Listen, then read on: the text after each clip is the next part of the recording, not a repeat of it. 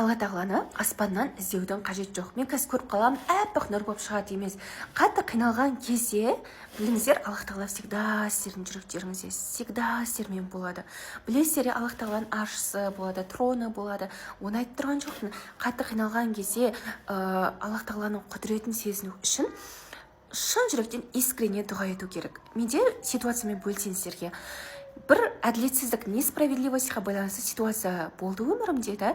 Аллах тағалаға 2-3 рет сәжде жасадым, 2-3 рет сұрадым, искренне сұрадым. Және де күтпеген кезде, просто жатайын деп отқан кезде, әл-мунтақим деп миыма инсайт келді.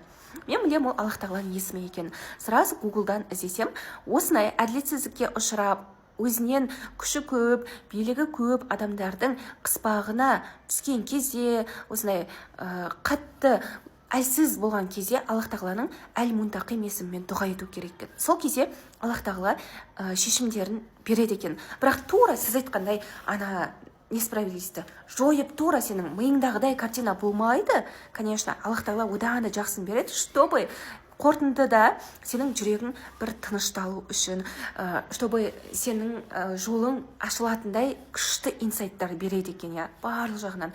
Мен соған көзім жетті. Сондықтан да сіздерге айтарым, Аллах тағаланың 99 есімін зерттеп жүріңіздер. Сонымен қатар Аюб пайғамбардың оқиғасын оқыңыздар. Үлкен адамдарда сынақтар көп болады ғой, сол сынақтардың көкесі Аюб пайғамбарда болған екен. Бір рет оқып көріңіздер. Негізі бүкіл пайғамбарларды оқу керек, бірақ қиналып өмірдің сынағынан қиналып кеткен кезде сол Аюб пайғамбардың несін оқуға кеңес беремін, өмір баянын.